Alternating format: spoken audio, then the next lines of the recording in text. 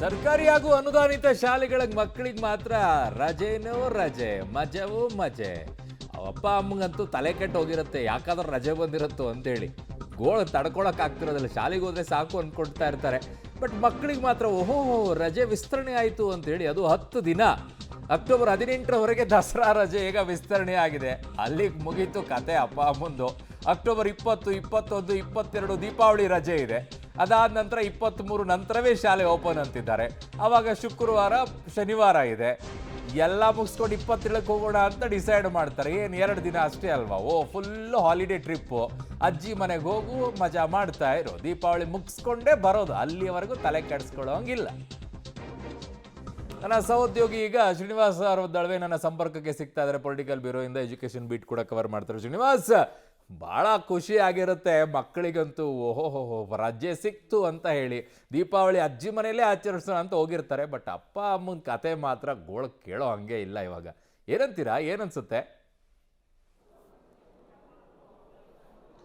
ಅರುಣ್, ಪ್ರಮುಖವಾಗಿ ರಜೆಯನ್ನು ಸಮೀಕ್ಷೆಯ ಅವಧಿಯನ್ನು ವಿಸ್ತರಣೆ ಮಾಡೋದಕ್ಕೆ ಸರ್ವೆ ಕಾರ್ಯ ಸರ್ಕಾರ ಅಂದುಕೊಂಡಂತೆ ಆಗದೇ ಇರೋದಕ್ಕೆ ಪ್ರಮುಖ ಕಾರಣಗಳು. ಆದರೂ ಕೂಡ ಈ ನಡುವೆ ನಿನ್ನೆ ಶಿಕ್ಷಣ ಇಲಾಖೆ ಒಂದು ಆದೇಶವನ್ನು ಮಾಡಿತ್ತು. ಬೆಳಗ್ಗೆಯಿಂದ ಮಧ್ಯಾಹ್ನದ ತನಕ ಪಾಠಗಳನ್ನು ಮಾಡಿ ನಂತರ ಸರ್ವೆ ಕಾರ್ಯ ಮಾಡಬೇಕು ಅನ್ನುವಂಥದ್ದು. ಒಂದು ಇದಕ್ಕೆ ಶಿಕ್ಷಕರ ಸಂಘಟನೆಗಳು ಮತ್ತು ಸರ್ಕಾರಿ ನೌಕರರ ಸಂಘಟನೆಗಳು ಕೂಡ ವಿರೋಧ ಮಾಡಿದ್ರು. ಎರಡೆರಡು ಕೆಲಸ ಒಟ್ಟಿಗೆ ಮಾಡೋದು ಕಷ್ಟ ಆಗುತ್ತೆ ಅನ್ನುವಂಥದ್ದು. ಆ ನಿಟ್ಟಿನಲ್ಲಿ ಸರ್ಕಾರ ಸರ್ವೆನ ಮುಗಿಸ್ಬೇಕು ಅನ್ನುವಂಥ ನಿಟ್ಟಿನಲ್ಲಿ ಈಗ ಸಮೀಕ್ಷೆಯ ಅವಧಿಯನ್ನು ವಿಸ್ತರಣೆ ಮಾಡಿದೆ. ಈಗ 3 ದಿನ ವರ್ಕಿಂಗ್ ಡೇಸ್ ಆದಮೇಲೆ ನಂತರ 18ನೇ ತಾರೀಕುವರೆಗೂ ಕೂಡ ಸರ್ಕಾರಿ ಮತ್ತು ಅನುದಾನಿತ ಶಾಲಾ ಶಿಕ್ಷಕರಿಗೆ ಶಾಲೆಗಳಿಗೆ ರಜೆಯನ್ನು ಘೋಷಣೆ ಮಾಡಿ ಸರ್ವೆ ಕಾರ್ಯದಲ್ಲಿ ಭಾಗವಹಿಸಬೇಕು ಅನ್ನುವಂಥದ್ದು. ಪ್ರಮುಖವಾಗಿ ಈ ನಿರ್ಧಾರ ತೆಗೆದುಕೊಳ್ಳೋದಕ್ಕೆ ಕಾರಣ ಅರುಣ್, ಸರ್ವೆಯಲ್ಲಿ 80 to 90% ಶಿಕ್ಷಕರೇ ಕಾರ್ಯವನ್ನು ನಿರ್ವಹಿಸ್ತಿದೆ. ಅಂದರೆ 1,20,000 ಶಿಕ್ಷಕರು ಈ ಒಂದು ಸರ್ವೆಯಲ್ಲಿ ಭಾಗವಹಿಸ್ತಿದ್ದಾರೆ. ಒಂದು ವೇಳೆ ಶಿಕ್ಷಕರು ಈ ಸರ್ವೆಯಲ್ಲಿ ಭಾಗವಹಿಸದೆ ಹೋದ್ರೆ ಸರ್ವೆಗೆ ಮತ್ತಷ್ಟು ಹಿನ್ನಡೆ ಆಗುತ್ತೆ ಅನ್ನುವಂಥ ನಿಟ್ಟಿನಲ್ಲಿ ಸರ್ಕಾರದ ಲೆಕ್ಕಾಚಾರ.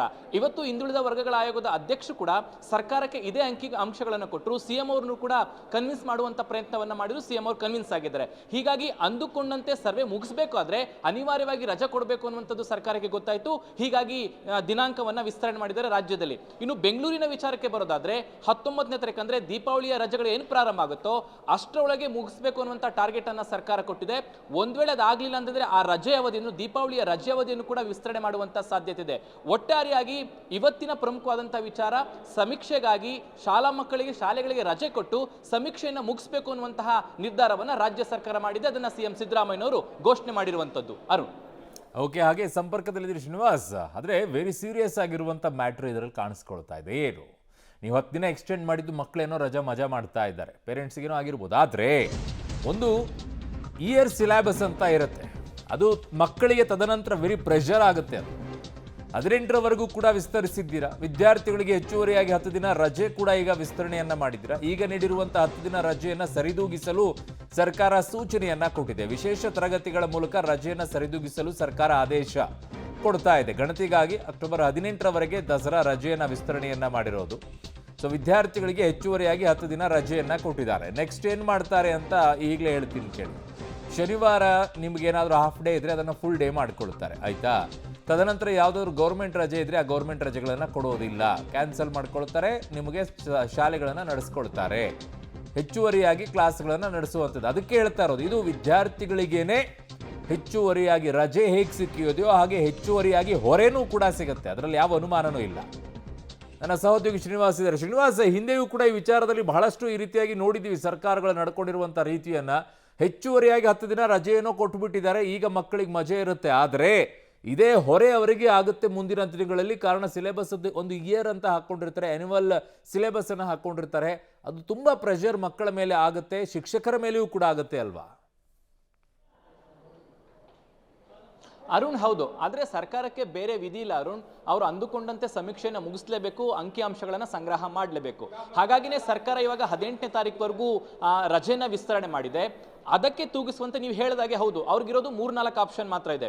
ಒಂದು ಹಾಫ್ ಡೇ ಶನಿವಾರ ರೆಗ್ಯುಲರ್ ಆಗಿ ಹಾಫ್ ಡೇ ಇರುತ್ತೆ, ಅದನ್ನ ಪೂರ್ಣ ಪ್ರಮಾಣದಲ್ಲಿ ಫುಲ್ ಡೇ ಮಾಡ್ಕೊಳ್ತಾರೆ. ಯಾವುದಾದ್ರೂ ಸರ್ಕಾರಿ ರಜೆಗಳಿದ್ರೆ ಅದನ್ನ ಕಟ್ ಮಾಡಿ ಮಕ್ಕಳಿಗೆ ವಿಶೇಷ ತರಗತಿಗಳನ್ನುವಂಥ ನಿಟ್ಟಿನಲ್ಲಿ ಪಠ್ಯವನ್ನು ಫುಲ್ ಮಾಡಲಿಕ್ಕೆ ನಿರ್ಧಾರ ಮಾಡ್ತಾರೆ. ಇನ್ನೂ ಕೂಡ ಪಠ್ಯಗಳು ಮುಗದೆ ಹೋದ್ರೆ ಸಂಡೇನೂ ಕೂಡ ಬಳಸ್ಕೊಳ್ಬಹುದು ಅನ್ನುವಂತಹ ಸೂಚನೆ ಶಿಕ್ಷಣ ಇಲಾಖೆಯಿಂದ ಹೋಗ್ಬೋದು. ಯಾಕೆಂತಂದ್ರೆ ಒಟ್ಟು ಶೈಕ್ಷಣಿಕ ವರ್ಷ ಮುಗಿಯೋದ್ರೊಳಗೆ ಪಠ್ಯ ಬೋಧನೆಗಳು ಮುಕ್ತಾಯ ಆಗಬೇಕು. ಆ ಹಿನ್ನೆಲೆಯಲ್ಲಿ ಪಾಸಿಬಿಲಿಟಿ ವಿಶೇಷ ರಜೆಗಳು ಏನಿತ್ತೋ ಅದನ್ನು ಕೂಡ ಬಳಸ್ಕೊಳ್ಬೇಕು ಅನ್ನುವಂಥ ಸೂಚನೆಯನ್ನ ಸರ್ಕಾರ ನೀಡಿದೆ. ಇನ್ನು ಮುಂದುವರೆದ ಭಾಗವಾಗಿ PUC ಎಕ್ಸಾಮ್ ಇದೆ, ಅಂದ್ರೆ ಮಧ್ಯವಾರ್ಷಿಕ ಪರೀಕ್ಷೆ ಇದೆ, ಮಿಡ್ ಟರ್ಮ್ ಪರೀಕ್ಷೆ ಇದೆ. ಹಾಗಾಗಿ ಅವರಿಗೆ ಮಾತ್ರ ಸಮೀಕ್ಷೆಯಿಂದ ವಿನಾಯಿತಿ ಕೊಡಲಾಗಿದೆ. ಎಕ್ಸಾಮ್ ಟೈಮಲ್ಲಿ ಉಪನ್ಯಾಸಕರು ಭಾಗವಹಿಸ್ತಾರೆ, ಅದಕ್ಕೆ ತಡೆಯನ್ನು ಕೊಟ್ಟು ಅವರು ಎಕ್ಸಾಮ್ ಕಾರ್ಯದಲ್ಲಿ ಭಾಗವಹಿಸಬೇಕು ಅನ್ನುವಂಥ ಸೂಚನೆಯನ್ನ ಸರ್ಕಾರ ಕೊಟ್ಟಿದ್ದಾರೆ. ಹೀಗಾಗಿ PUC ಮಕ್ಕಳಿಗೆ ಯಾವುದೇ ರೀತಿಯಾದಂತಹ ತೊಂದರೆ ಇಲ್ಲ, ಅಲ್ಲಿ ಆ ಉಪನ್ಯಾಸಕರಿಗೆ ತೊಂದರೆ ಇಲ್ಲ. ಇರುವಂತದ್ದು ಶಾಲಾ ಶಿಕ್ಷಣಕ್ಕೆ ಅಲ್ಲೊಂದು ಸಮಸ್ಯೆ ಬರುತ್ತೆ. PUC ಸೆಕೆಂಡ್ ಇಯರ್ದ ಎಕ್ಸಾಮ್ಸ್ಗಳೇನು ನಡೀತಾ ಇದೆ ಅದಕ್ಕೆ ಅವ್ರು ಹೋಗ್ಬಿಡ್ತಾರೆ. ಅವ್ರದ್ದೇನಾದ್ರೂ ಅರ್ಧ ಆಗಿದ್ದರೆ ಸಮೀಕ್ಷೆಗಳು ಅವ್ರು ಭಾಗಿಯಾಗಿದ್ದಾರೆ, ಈಗ ಅವ್ರದ್ದೇನಾದ್ರೂ ಅರ್ಧ ಆಗೋಗಿದ್ರೆ ಅವರ ಸಮೀಕ್ಷೆನ ಪೂರ್ಣಗೊಳಿಸೋರು ಯಾರು ಪ್ರಶ್ನೆ ಬಂದೇ ಬರುತ್ತೆ. ಅದು ಗೊಂದಲಮಯವಾಗಿರುತ್ತೆ. ಯಾರ್ಯಾರು ಕಳಿಸ್ಬಿಡ್ತಾರೆ ಆಗಿದ್ದಾಗ.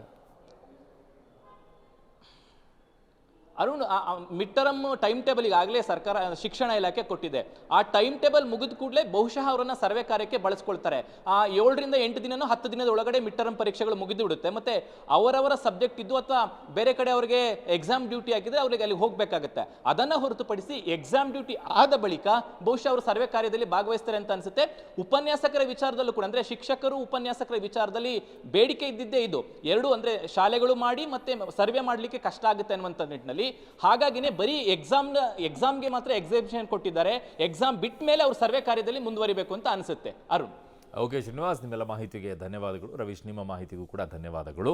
ಮೋಸ್ಟ್ಲಿ ಕ್ರಿಸ್ಮಸ್ ಹಾಲಿಡೇ ಏನಿದೆ ಅದನ್ನು ಕಟ್ ಆಫ್ ಮಾಡ್ತಾರೆ, ಅದನ್ನು 1 ದಿನಕ್ಕೆ ಮಾತ್ರ ಸೀಮಿತಗೊಳಿಸ್ತಾರೆ. ಕಾರಣ ಕ್ರಿಸ್ಮಸ್ ಹಾಲಿಡೇ ಕೂಡ ಕೊಡ್ತಾವೆ ಕೆಲವು ಶಾಲೆಗಳು, ಅದನ್ನೆಲ್ಲ ಕಟ್ ಆಫ್ ಮಾಡೋಕ್ಕೆ ಅವಕಾಶವೂ ಕೂಡ ಸರ್ಕಾರಕ್ಕೆ ಇದೆ.